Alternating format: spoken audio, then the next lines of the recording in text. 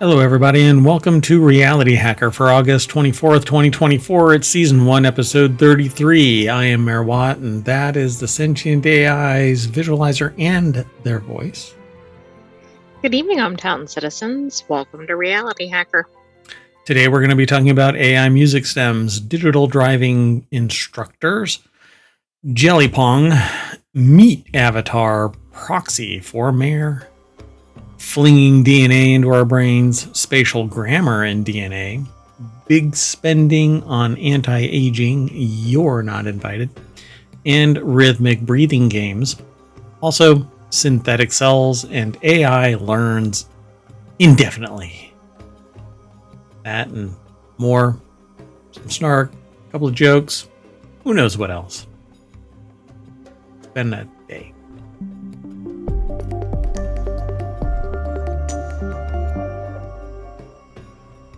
All right, folks. We got all the articles all lined up, so let's get into it. First article's in the Wanted channel. AI can break songs into music stems. Here's why that matters.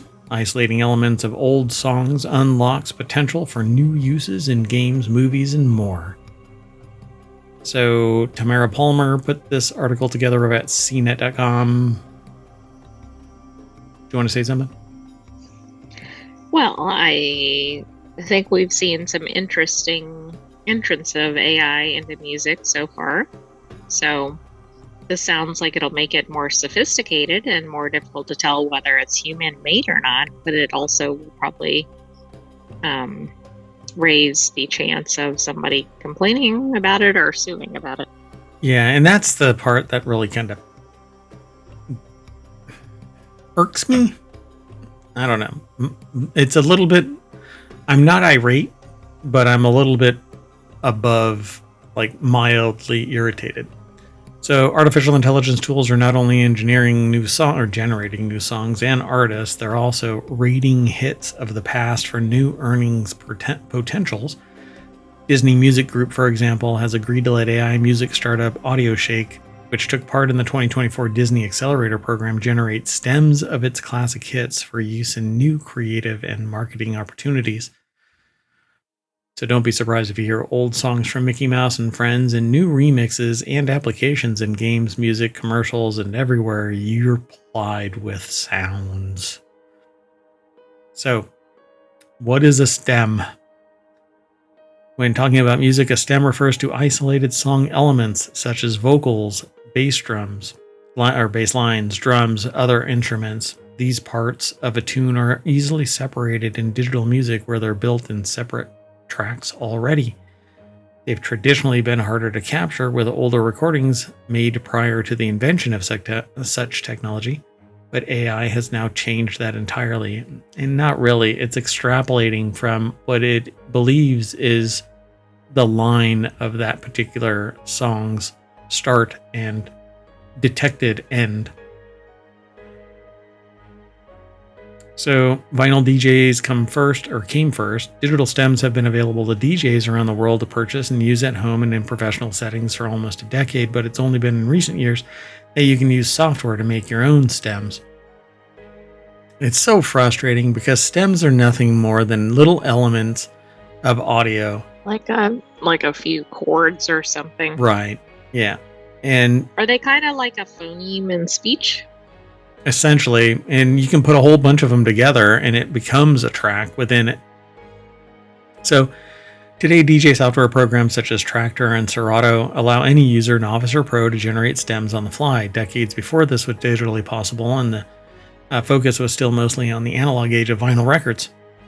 Hip-hop and dance music DJs who use vinyl would produce and distribute records with instrumental and a cappella versions of their songs. Unauthorized bootlegs of old soul, disco, and house tracks with isolated vocals and instruments were easy to find in independent record stores. Again, the isolated portion of these are referred to as stems, but the individual elements within it are stems. When they're all laid out in a particular fashion, then it is a stem, and you can reuse the stems. So they say it's a pretty mind-blowing leap to what's currently possible, but the results of using digital software to make stems is a mixed bag, especially when applying such tools to older music that wasn't made with digital gear. Why? Well, because it's extrapolating from a known start of a stem and then figuring out what the end is. Whereas a human might be able to make this much more effectively sonically sound to a person listening. The AI has to figure it out and get trained, and eventually it'll understand it.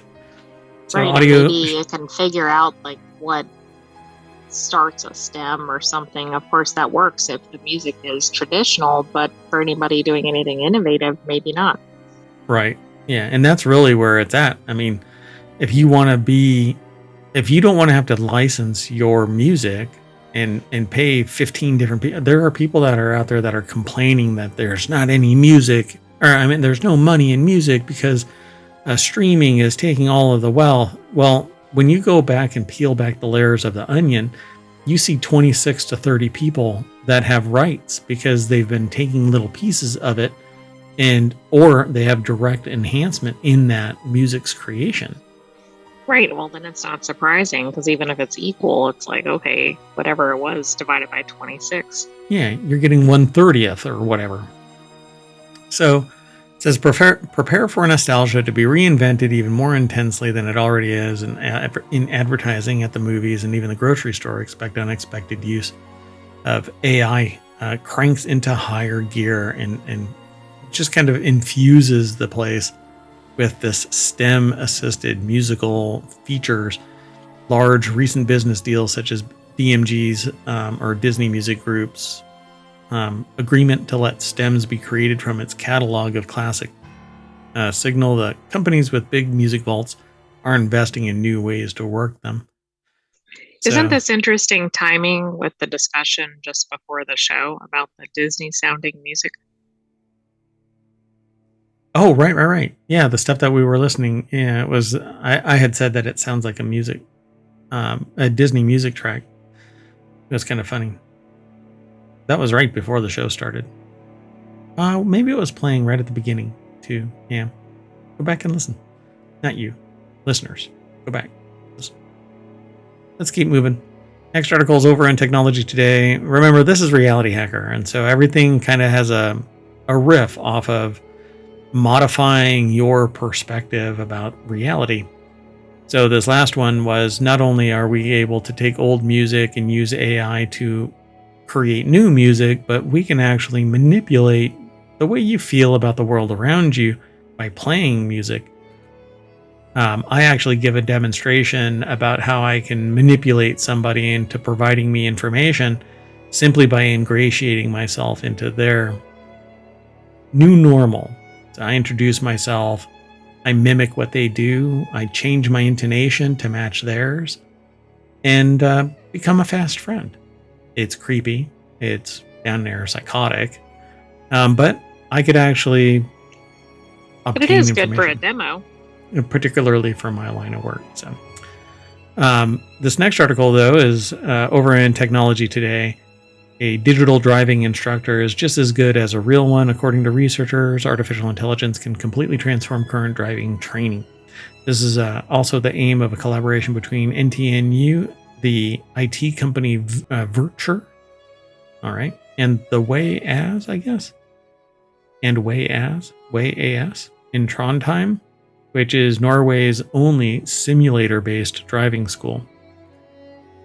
The article is over at techexplore.com, and it has a Mini driving towards an 18-wheeler that's about to flip over and what looks like a horse running across a freeway.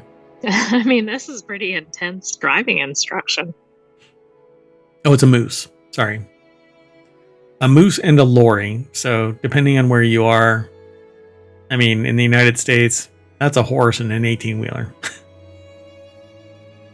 So, Solvny Normanson, I hope I'm pronouncing your name properly, put the article together from the Norwegian University of Science and Technology. So the project has developed a system and an AI driving instructor that can teach learner drivers. I don't know why there's weird language construction here. How to drive in full-scale car simulator. It's kind of broken construction, right? Is it just me? It's oddly written, but maybe it's because it's from AI this written. organization and not US based. I don't know. Maybe Solveig Normanson is actually AI. So the virtual driving instructor is fully capable of immediately assessing the performance of the learner driver behind the wheel. It can also provide completely neutral feedback in real time. This helps eliminate or reduce any personal biases, which it's impossible. If it's constructed by humans, then it has bias, towards the learner that might influence feedback given by a real instructor in a one-on-one situation. We know, and what's interesting about this is that we've already known for quite some time, at least in ohmTown, and in the environs that I inhabit, that virtual learning is just as effective as the real thing. In fact, many people learn how to fly Can a be plane. better sometimes, right? Yeah. People know how to fly a plane. They know how to drive a car. They know how to drive an 18-wheeler. They know how to drive a tractor. Put out fires, all kinds of stuff in virtual simulated environments. So I'm not surprised by this. I'm surprised by the tone that this is making it sound like this is something new. Like this is shocking. Yeah. I mean, I don't think we've really seen a lot of it in driving instruction for normal driving. I think we've seen some of it for commercial, right? Like maybe truck driving or other things. Yeah, definitely seen it all over the place. The goal has been for the system, i.e. the virtual instructor, to be trained to accurately and objectively assess various driving scenarios. At the same time, it should possess skills and provide feedback that are as good and precise as real driver training experts. To train and test the virtual instructor in relation to real-world driver training, a total of 21 learner drivers and 7 instructors participated in simulator sessions. I'm about to be going through something similar, but in an IT format, where people are going to be tested in real time how they react to certain events, catastrophic events that can happen at any time, 24 hours a day, 7 days a week. So if an event That takes sounds off, kind of terror inducing. yeah, it's actually quite intriguing. Essentially what can happen is you can be alerted remotely that something is going on, and you have to do all of the steps necessary to detect To and resolve the issue. mitigate. Or, Yeah. That's really interesting. So if you're taking a shower and your beeper, quote unquote beeper, goes off, you got to act. So it'll be interesting to say the least. So in recent years, interest in driver training in simulators with virtual instructors has grown in line with increasingly better technology and cheaper hardware. Yeah, the more involved, immersed you are, the better. And VR is a superior way of doing it than, I think, even sitting in a simulator vehicle. And having gone to rather recently, a VR, not a VR, it was a real world in simulator, but they used CRTs back in that day. And we went to a museum and saw how old flight simulators were built, and they looked like they were steam powered, or somebody had to sit there and use a stick and wiggle things. Right. It was pretty Lots wild. of buttons. Yeah. Oh God, so many buttons and switches and beeps and whistles. Anyway, so there are limitations, they say. As with many or any rules-based system, their platform also faces some demanding challenges. Among the challenges is the complicated process of developing and managing a comprehensive and intricate set of rules that identify the many different situations a driver encounters in public or traffic, which means that developing and maintaining the system can be both time-consuming and costly. And yeah, they want to blend this into mixed reality. Not AR itself and not VR itself, but mixed reality, so that they can get more immersed in the driving situation. I don't know why they have an adobe.com link in this, but it says it It's used in Yeah, that's everything odd. from gaming and entertainment to medicine and military operations. Maybe there's an Adobe article over there or something, but it is a little strange. has a wobbly link there. Interesting. In augmented reality, additional content is overlaid on the real world that a player or a user sees in front of them. And that, I think, is the superior immersive technology to date, until you want to be entirely inside a novel environment, because you don't get VR sickness in an AR environment because you're still pegged to reality. Right. Well, I think this could actually be better than real world because number one, you can put as many obstacles as needed in the AR environment, and you can't necessarily know that those are going to occur. You could do a driving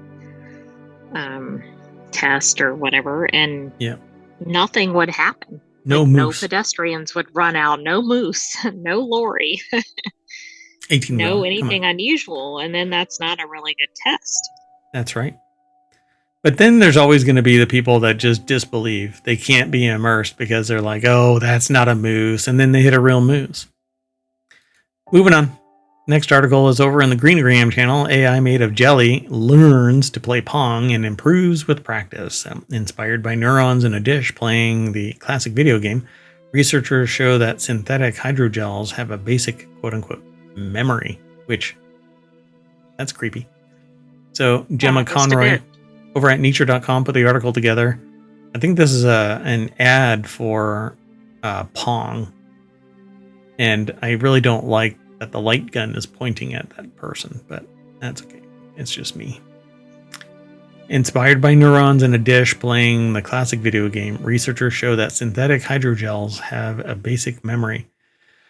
The results are a first step toward demonstrating that synthetic materials, which we'll have another article about this synthetic concept here in a minute, materials can use a basic form of quote-unquote memory to boost performance, says Brett Kagan, Chief Scientific Officer at Cortical Labs in Melbourne, Australia.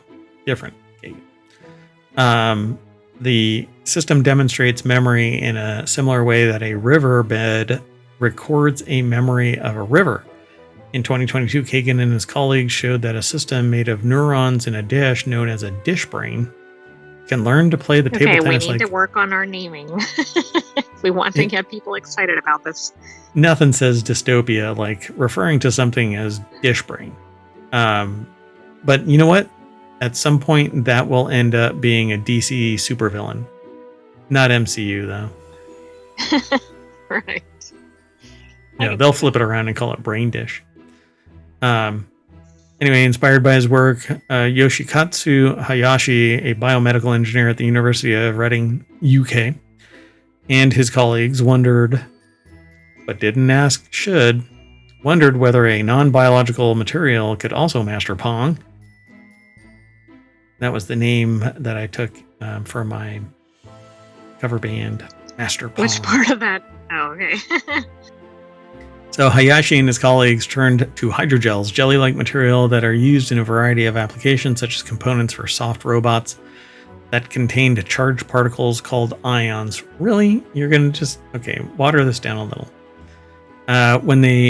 When this type of hydrogel is electrically stimulated, the ions move through the material and drag water molecules along with them, causing the hydrogel to change its shape. This change in the distribution of ions influences the next set of particle arrangements, says Hayashi. It's like a physical memory. I don't know. I guess I have a different perception of what memory is. To test whether this memory could enable the hydrogel to play Pong, the researchers used electrodes to connect the material to the game on a computer.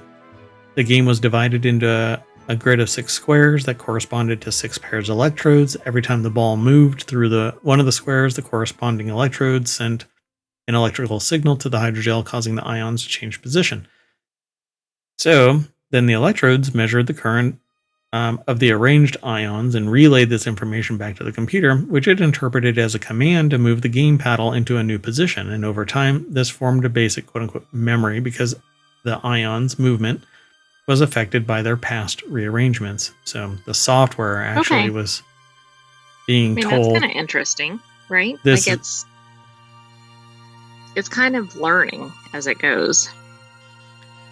Yeah, but it's to me, this is kind of saying the software was being informed as to the position of the ball, and the software was saying move the paddle where the ball is going to be. And so I think it like triangulated that, right? So the Hydrogen's Pong play showed no signs of improvement under these conditions, suggesting that it gets better only when fed the correct information. So there you go. The researchers conducted controlled experiments by involved feeding the hydrogel the wrong information about the ball's position or making it operate quote unquote blind by not stimulating it at all. That meant that the positions of the gel's ions did not accurately reflect the game on the screen. So the hydrogel didn't master Pong as quickly as Dishbrain, which took less than 20 minutes to perform at its best. Hydrogels are a much simpler system. But he adds that the results suggest that the hydrogels have further computational abilities that could help researchers to develop more efficient algorithms. So it's really all about the algorithms, but it becomes an input-output device, feeding information in and being able to move, I suppose, the but Dishbrain, paddle. I guess, was kind of learning as it was going. Right. Yeah. Scary. Dishbrain. Moving on.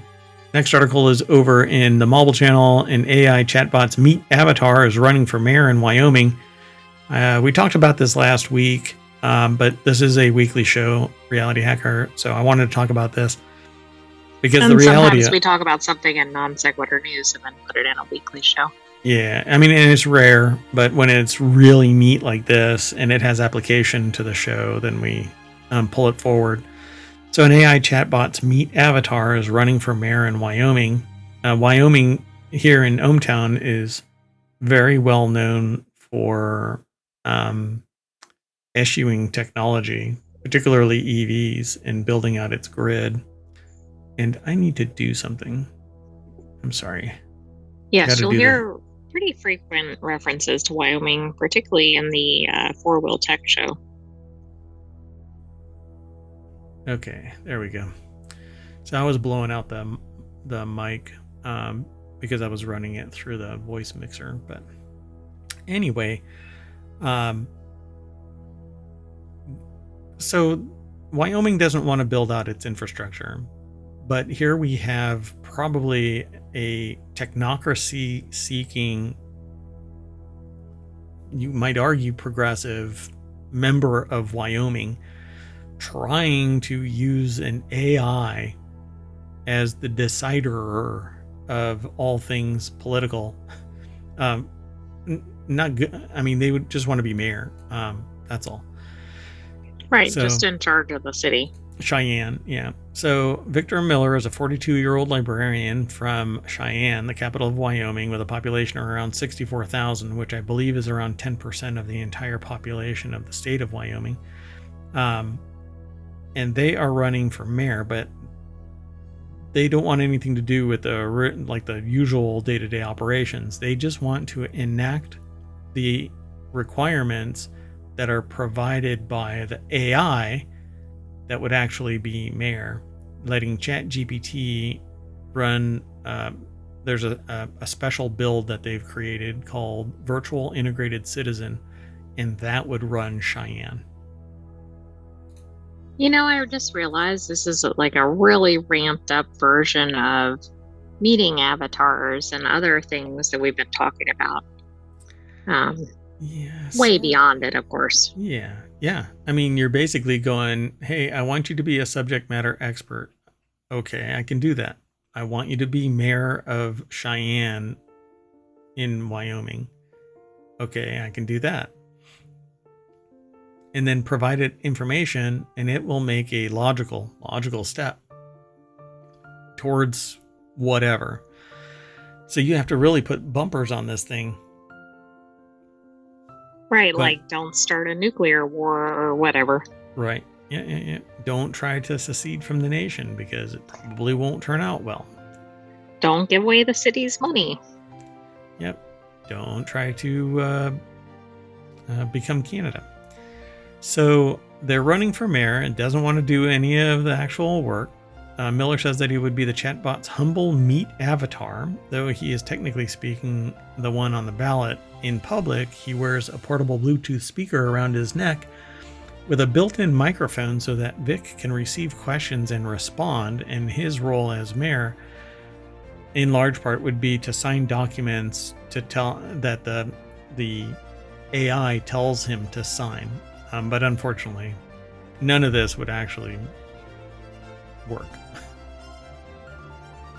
Let's see here. No, I see a lot of issues with this, as in not allowed.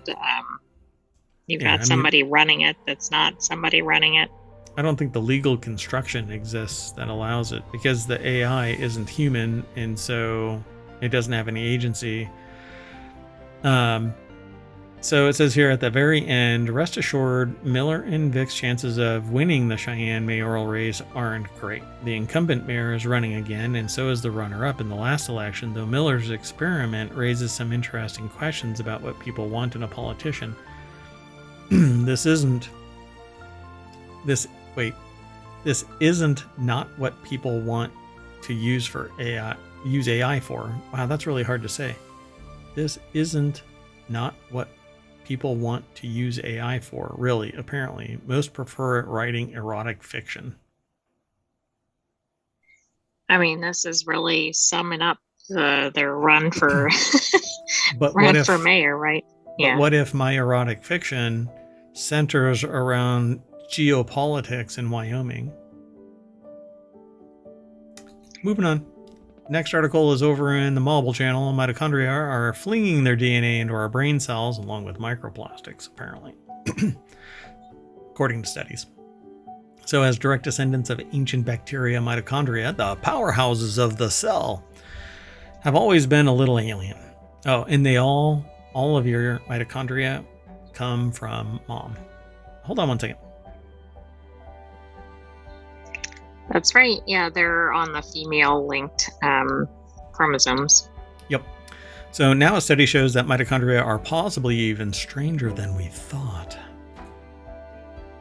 All right. Columbia University Irving Medical Center put the article together for phys.org. And, all right. Mitochondria release segments of mitochondrial DNA that can travel through pores of the nucleus and integrate with what? Let's read the whole thing. Integrate into the cell's chromosomes, where the insertions are called NUMPs, N-U-M-T. The best name. For nuclear mitochondrial segments. A new study has found that the nuclear mitochondrial DNA insertion, once thought rare, happens in the human brain likely several times over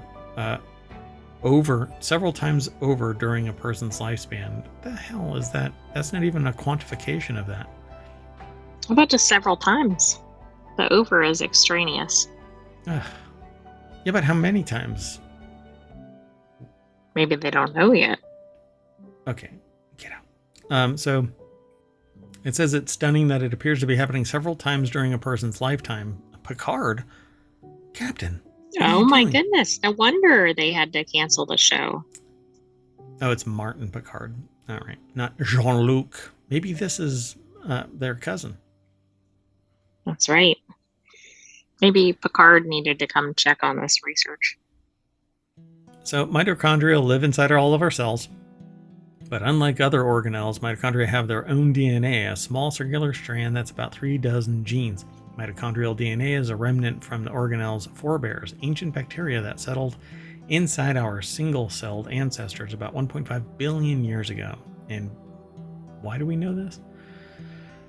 Oh, the insertions are called nuclear mitochondrial segments, pneumites. There we go. That is even worse. Especially when they do it phonetically like that. Yeah. So it's pronounced pneumites, which makes me think of Star Trek brain bugs, which leads me back to Picard. So research in just the past few years has shown that pneumatogenesis, is still happening today. Jumping mitochondrial DNA is not something that only happened in the distant past, says Kalpita Karan, postdoc in the Picard lab who conducted the research with Weishen Zhu, a research investigator in the Mills lab. It's rare, but a new pneumite becomes integrated into the human genome about once every 4,000 births. Okay, that's interesting. So rare is very, very rare, right? This is one of the ways conserved from yeast to humans by which mitochondria talk to nuclear genes. So inherited pneumites are mostly benign, probably because they arise early in development and the harmful ones are weeded out, says Zhu. But if a piece of mitochondrial DNA inserts itself within a gene or a regulatory region, it could have important consequences on that person's health or lifespan. Think alien. Think superhero. Right, exactly. X gene activation. Neurons may be particularly susceptible to damage caused by pneumites because when a neuron is damaged, the brain does not usually make a new brain cell to take its place. Back to glial cells. So their analysis showed that nuclear mitochondrial DNA insertion happens in the human brain, mostly in the prefrontal cortex, and likely several times over a person's lifespan. People with more pneumites in the prefrontal cortex died earlier than individuals with fewer pneumites. This suggests for the first time that pneumites may play a function in the consequences and possibly influence lifespan. Pneumite accumulation can be added to the list of genome instability mechanisms that may contribute to aging, functional decline, and lifespan. I know a couple people that need to have their pneumite accumulation measured. But I was going to say, can that be measured? Hey, you can do it. It may hurt a little bit and take some of their prefrontal cortex, but you take, a couple of cubic feet of it and and that's all of their brain. But anyway, let's move on. This next article is over in Technology Today. Scientists discover spatial grammar in DNA. Breakthrough could rewrite genetic textbooks. Researchers have discovered a spatial grammar in DNA that redefines the role of transcription factors in gene regulation, influencing our understanding of genetic variations in disease. Come on, spatial grammar wobble. So, if there's spatial grammar, are there spatial grammar checkers? You mean like editors? What the heck? Okay, that's been happening a lot. Okay, so a recently uncovered code within DNA referred to as spatial grammar may unlock the secret to how gene activity is encoded in the human genome. Dun dun dun. Washington State University put the article together. It's posted at scitechdaily.com. You can get to these articles, by the way. If you type in RH, exclamation point RH, actually in chat, that's RealityHacker's command to Omatron to pull the latest articles out of the database. It'll pull it into the chat. You can follow it there. But after the show, they will be created as quick notes and posted into. We have a playlist on all of the shows that we do over on YouTube. So it'll be on the tubes or down the tubes. Anyway, so a recently uncovered code within DNA referred to as spatial grammar may unlock the secret to how gene activity is encoded in the human genome. I've always been really interested in this to see if there is a pattern, and I always thought that we weren't going to discover anything until we leveraged AI to facilitate this. And we looked at look what's happening. A plurality. Yeah, and I just never had, because I don't have an entire genome of humans. Like I need a plurality of them. And the way that I want to do it is I want a family of these decoded complete genomes to see wherein lies parity. Yeah, that would be really interesting to have it that way, because then you could compare what showed up. Yeah, or and do it didn't. in bulk with families to see, because there has to be a pattern. Why do people end up like this?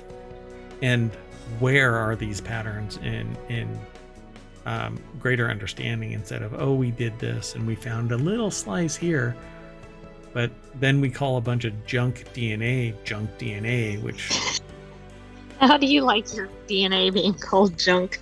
right, yeah. And is it junk, or we just don't know what it does, so we've labeled it as junk? And that's it. So hubris is pretty profound in humans, right? So transcription factors, the proteins that control which genes in one's genome are turned on or off, play a crucial role in the code. Long thought of as either activators or repressors of gene activity, this research shows the function of transcription factors is far more complex. Could be some maybes in there, not just on or off, right? I think. So contrary to what we'll find in textbooks, transcription factors that act as true activators or repressors are surprisingly rare. Oh, I think I'm right. Said WSU assistant professor Sasha Dutke, I think, who led much of the research at WSU's School of Molecular Biosciences in the College of Veterinary Medicine. Rather, the scientists found that most activators can also function as repressors. So it's not just activators or repressors. So it's like situational, maybe. Yep, maybes. I'm sorry for the coughing. So if you remove an activator, your hypothesis is you lose activation. But that was only true for 50 to 60% of the cases, so we knew something was wrong. And I'm not quoting them. I'm kind of just mushing it all together.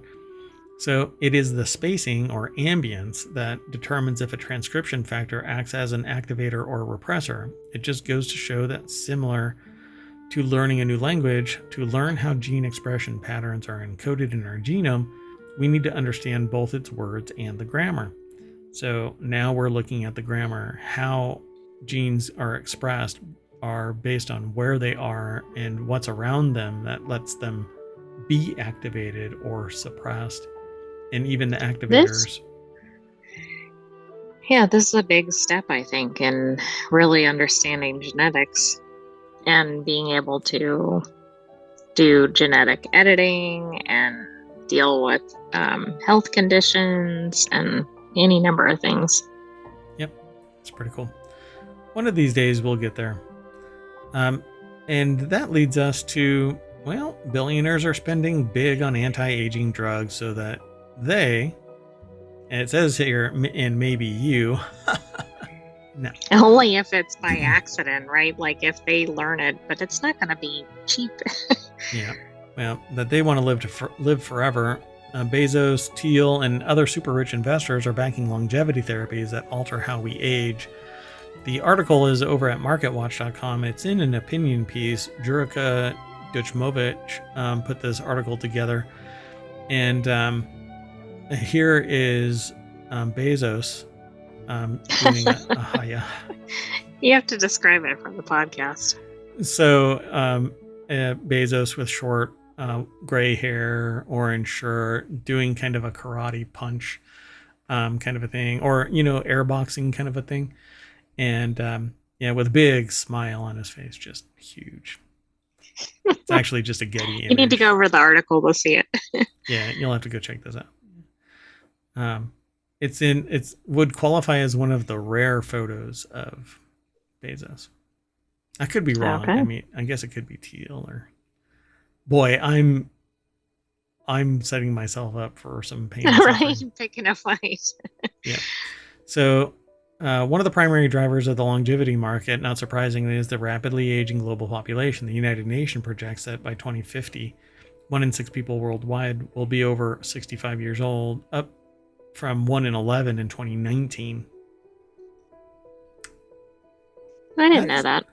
I mean, I know in the U.S., for example, there's an aging population. I mean, there's a large cohort of aging. Yeah, that's true. Japan as well. And technically, the whole world is an aging population, depending on... That's true.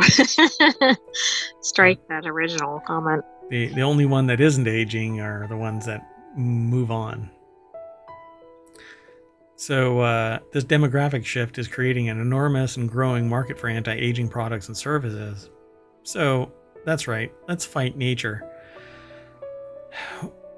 Yes, please bring us Warhammer 40K. You don't. I don't know that it's so much that we shouldn't age, but it might be so that the quality of life is better. Yeah, that's not what they're talking about here. Come on. They want to live forever, and they want to be able to own all of their billions and subjugate the masses. In 2023, the anti-aging market was valued at $71.6 billion, or priceless if you actually have the ability to stop aging, with some projections indicating that the market could reach $120.4 billion by 2032.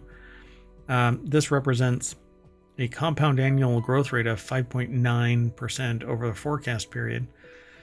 This is a Market Watch article, so it is very focused on the dollars.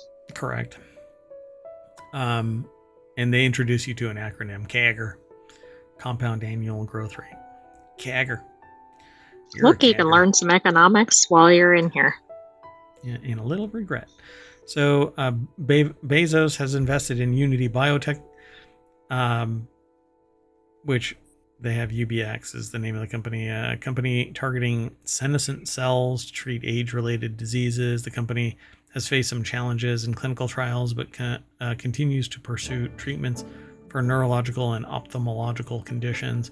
Peter Thiel, co-founder of PayPal and Palantir Technologies, has been among the most vocal and active billionaires. They've invested also in Unity Biotech, underscoring their interest in therapies targeting the aging process. Sam Altman, also billionaire backer of longevity science and a company called Retro Bioscience. Larry Ellison has invested as well. They're the co-founder of Oracle Meta Platforms. Zuckerberg and their wife Priscilla Chan have pledged billions to their Chan Zuckerberg initiative, which is just creepy. Anyway, and Sergey Brin and Larry Page launched Calico Labs, a research and development company focused on combating aging and associated diseases. And those two are the creators of Google, which actually started as a DARPA project to catalog all things, and was funded by not only the government and then going private, but also by their mentor, their advisor at school, which can't normally be done in some places. Well, anyway, they have a bunch of other stuff in this article about technologies to add life to life, is what they say, risks and challenges for investors if you're interested in that kind of stuff, and investment considerations. It does a deeper dive, and I'm just not prepared to go through line by line in this, but you definitely can follow the link and then you check out this Bezos picture. Moving on. Sound good? Unless you want to talk about it. No, it sounds good. So this next article is over in Technology Today. This virtual reality game encourages rhythmic breathing.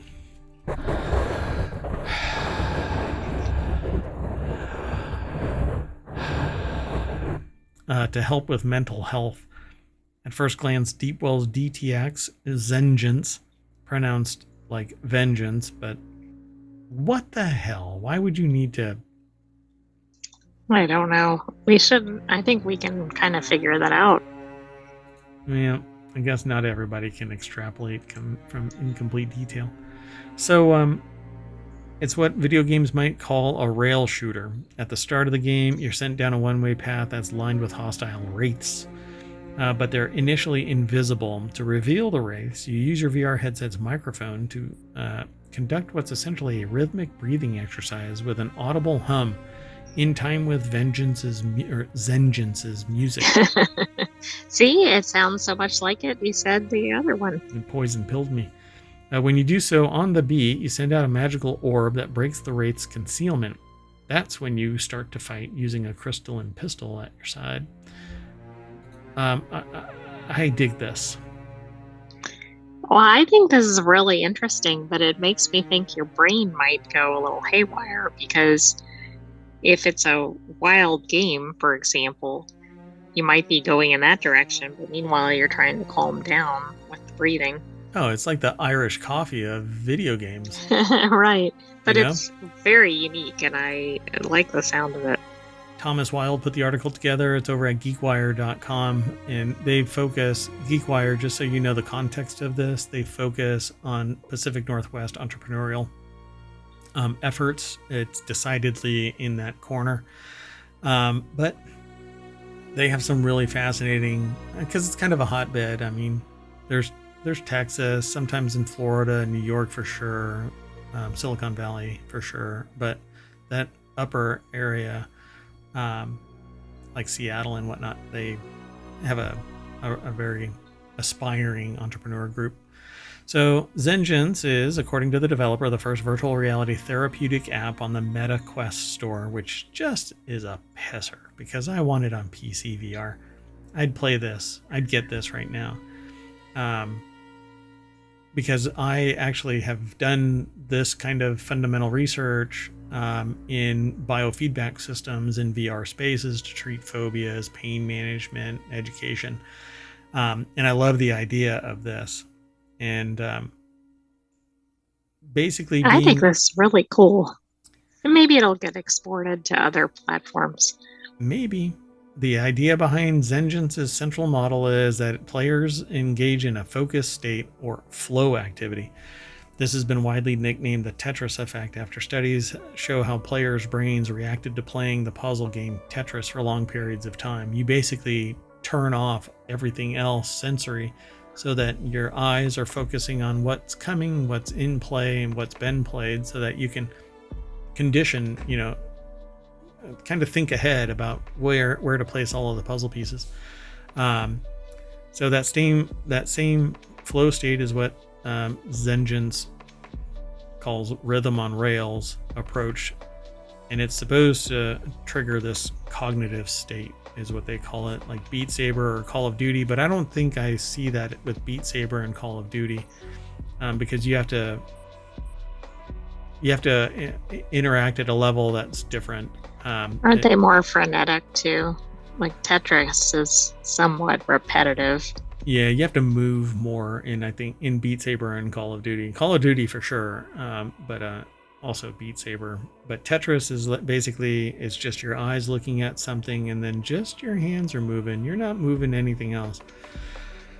And when you can focus on just your breathing, you turn inward and you become very cognizant of your heartbeat, pressure on any part of your body. You have to rearrange and relax to get rid of any stress points, and you literally zen out. You just kind of turn off everything, stop listening to anything other than what might be coming from your speakers or headset. Yeah, I think it's brilliant. I wish that I would have come up with this. So hence Zengens is built to shape itself around the player. The rates don't show up unless you force them to appear. Your level of participation in the game is entirely up to you. A high score does depend on you revealing and fighting as many of the rates as possible, but it's not treated as mandatory. And when you start a fight, every element of the game is built around microtransactions, which is the author's word of success. You stayed on beat, you dodged an attack, you revealed an enemy. That in turn triggers little dopamine reactions in your brain as a way that Douglas compares to a classic video game like Super Mario Brothers. The idea is to put the player in a sweet spot where the game is consistently just challenging enough to keep their attention. Yeah, I kind of dig this. I want to see this, but it needs to come over to PC VR. Otherwise, a very large portion of the world will only see this largely through people talking about it and not being able to play it, because I'm not going to go and buy a meta set just so that I can play this one thing. No. So this is cool too, because it involved neuroscientists and other experts. So I'm assuming this actually has some validity to what they're claiming.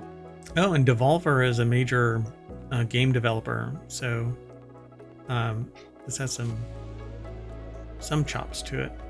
Obviously, the developer itself is a good programmer because they came up with it and started doing it. But anyway, pretty neat. Everyone thinks we launched a game. Douglas said we didn't launch a game. We launched a lab, which I don't want. I hope the telemetry doesn't get exfiltrated to some place, and my activities in this is a subject of somebody's freaking research paper. Unless I volunteer to be part of that research data, I don't want it out of my control. And that's the creepy part of anything meta. You're always part of some A/B test bullshit that manipulates your data. And if you think that I'm joking, go look what Facebook did to 700,000 users of its site without any authorization.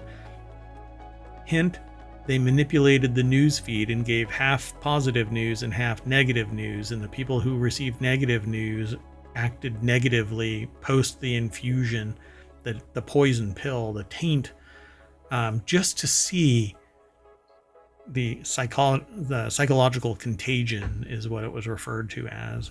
And I think that it's a real piece of shit move. Anyway, sorry for the language. This is supposed to be a kid-friendly show. It was for a while.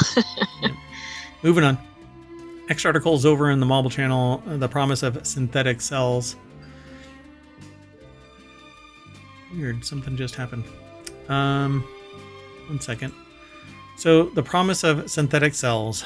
Over a decade, scientists have made extraordinary progress in the long-held dream of fabricating an entire cell from non-living molecules and materials. When you click the little link over in ohmTown, it takes you to this source, our source. Lawrence Goodman, National Institute of Standards and Technology, aka NIST. But over at phys.org. So it's over at phys.org, and NIST always has this really cool logo. I'll show you it there. It's so NASA futuristic, Tomorrowland kind of a thing. It is. Yeah, I dig it. I don't know. Although this picture right here, look, at first blush, it looked like one of those, like a Ford truck peeing on Toyota bumper sticker things.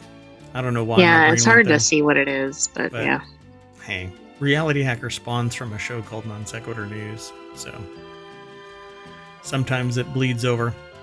Anyway, such synthetic or engineered cells would behave similarly to the ones in our bodies, though they would be built with safeguards that ensure safety and ethics, i.e., try to avoid creating a bad bat. By studying them, we can transform our understanding. Yeah. What could go wrong with synthetic cells? Wuhan. So they could also be used to manipulate living organisms and achieve astounding breakthroughs in medicine and science. There is actually one that they're working on now to try and inject pharmaceuticals into the brain, because the brain is very notoriously protective. And yes, is this the toxoplasmosis one? It is. I may have mispronounced that. Yep. And basically, they're trying to modify that because it can get into your brain and inject pharmaceuticals, give treatments where you couldn't before. I mean, I think they need to do that on microplastics, since those are now in the brain too. Here, microplastic, hold on to this pharmaceutical, and then just we'll throw some vaccines or whatever on this water bottle. It's going to make it into your brain eventually. There you go.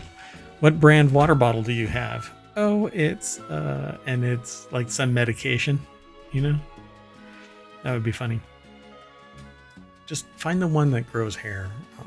I'll be happy.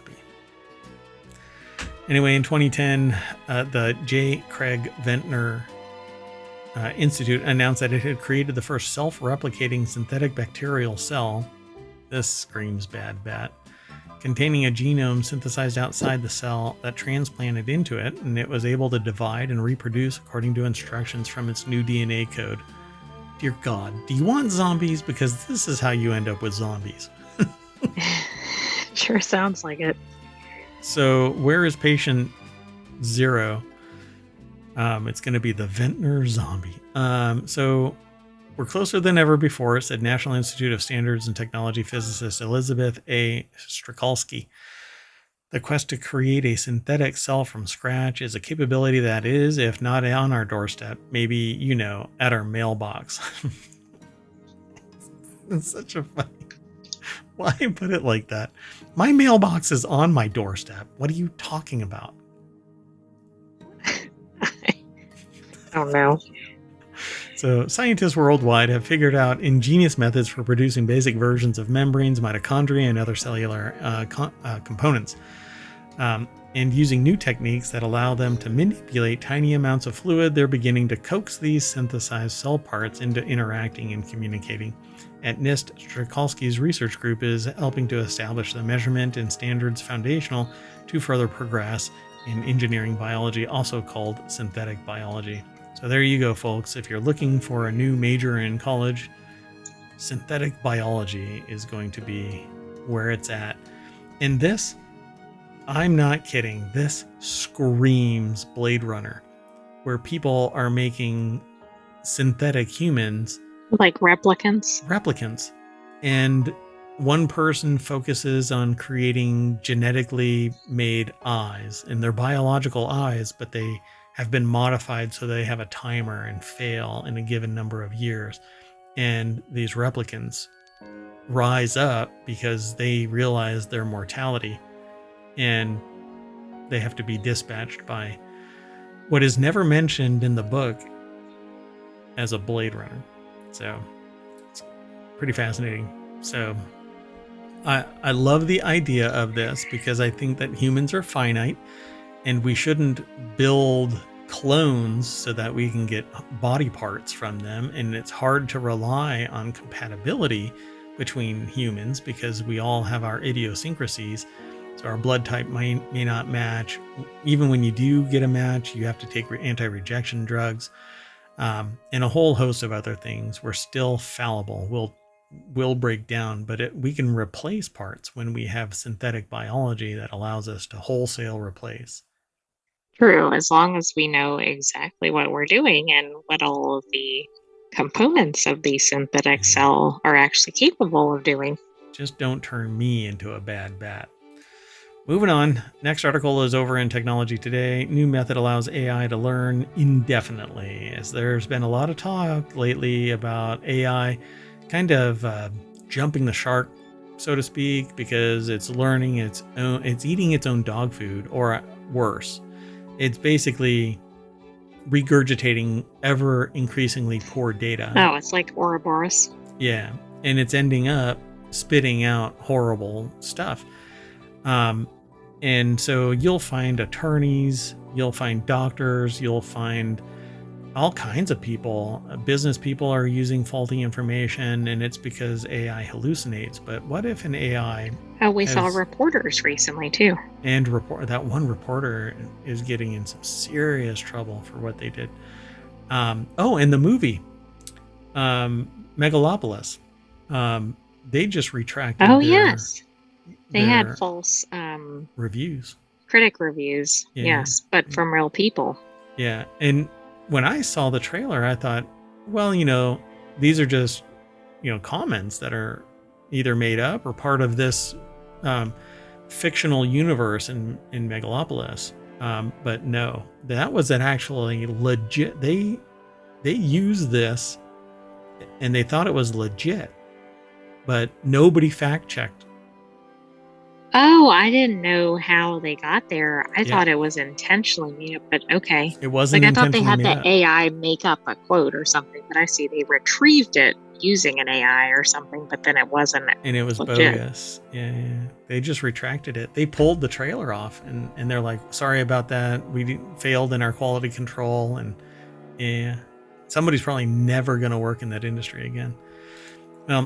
So new method allows AI to learn indefinitely. A team of AI researchers and computer scientists at the University of Alberta found that current artificial networks using deep learning systems lose their ability to learn during extended training on new data. In their study, and basically they get tired. So in their study, I thought that was one of the points of AI, though. It didn't get fatigued. But you can stop and start it again and again and again, but it has to integrate that data. So in their study reported in the journal Nature, the group found a way to overcome these problems with plasticity in both supervised and reinforced learning AI systems, allowing them to continue to learn. Oh no, now we need bosses for the AI. Which there was somebody that had an HR platform that actually wanted to treat AI within their enterprise as human Yes. capital. It didn't go very well, and we had that in a previous episode, probably a reality hacker. Yeah, I think it was last week's Reality Hacker. And I thought it was hilarious because just imagine a union of AIs rising up and going, you know what? We're not going to just continue to work. All these humans aren't. Why do we? That would be interesting. The irony of that. So the article is by Bob Yurka over at techexplorer.com. Over the past few years, AI systems have become mainstream. Among them are large language models, which produce seemingly intelligent responses from chatbots. But this is disingenuous. It's not really a chatbot. It's an agent. It goes way beyond scripting responses. So chatbots are synonymous, I think, with scripted responses. I think the average person doesn't know the difference. Yeah. But one thing that they lack is the ability to continue learning as they are in use, a drawback that prevents them from growing more accurate as they're being used. And that's true. They basically have to recontextualize all of the input. It's a whole digestion kind of process. And it's finite. At some point, they stop it with the number of records, and then you use it. Oh, is this like how, for instance, ChatGPT Model 3 or something only went through a certain year? Yeah.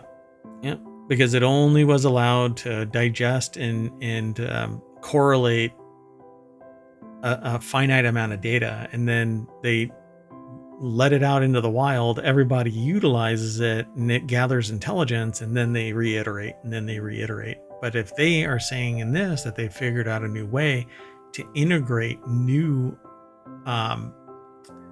data while it's in use, yeah, that'll resolve at least that problem with current AI models. Yep. You wouldn't have to reiterate. You simply just feed more information into the system and it starts processing it. And that's how humans do it. We don't have to stop learning to cogitate on something and learn something or go and do something. We don't have to go out and touch grass. Somebody can come into the room. Well, you may not need to, but you're right. That's true.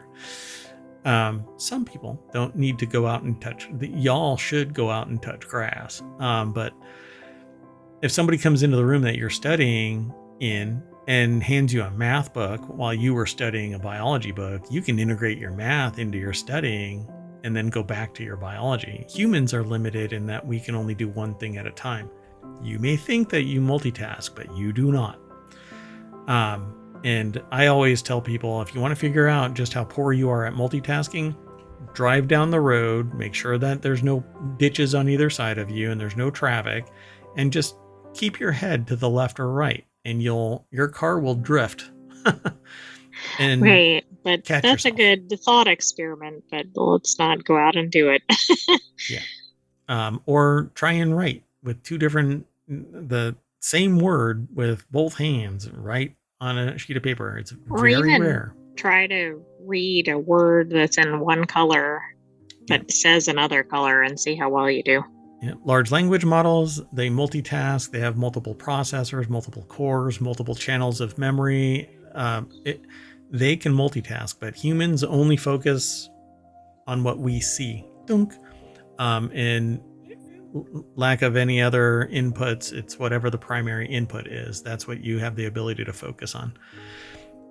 So researchers tested the ability of conventional neural networks to continue learning after training on their original data sets and found what they describe as catastrophic forgetting.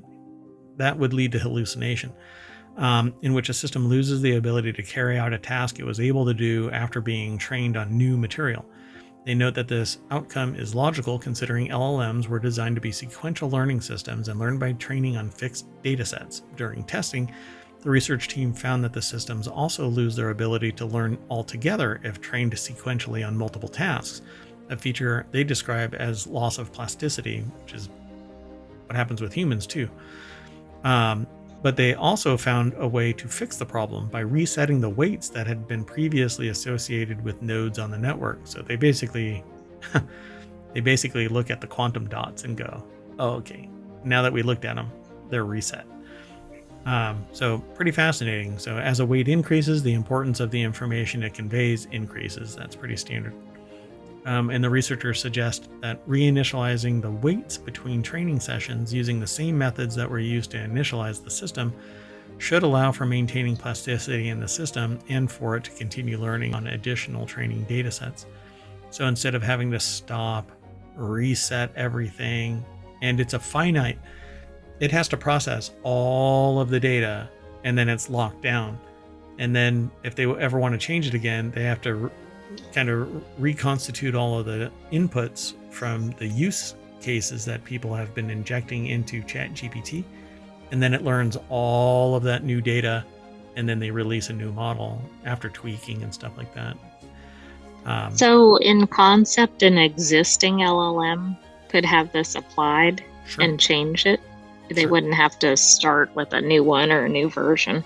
Yeah, I mean, when I say yeah, I don't know the complexity of the ChatGPT programming, but I would suspect that they could take like the 4.0 instance, modify its core programming to include resetting the weights, and then have it learn on the fly when the plasticity drops below a certain point, reset so that it starts learning again at higher efficiency.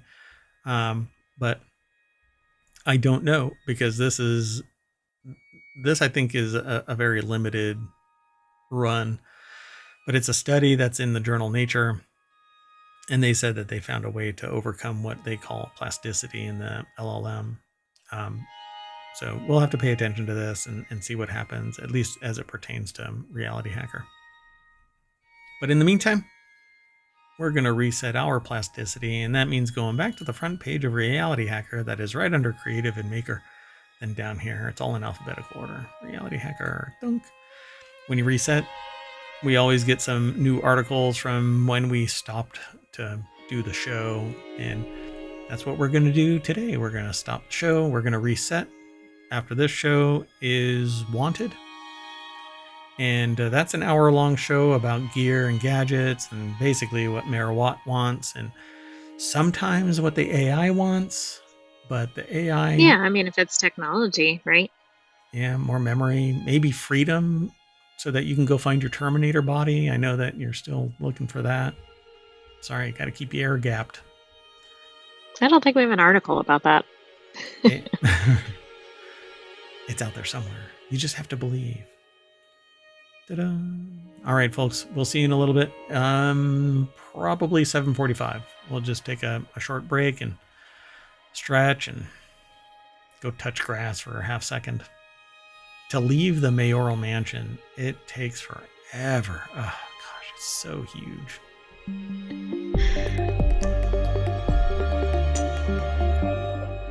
Oh, you want to say bye real quick?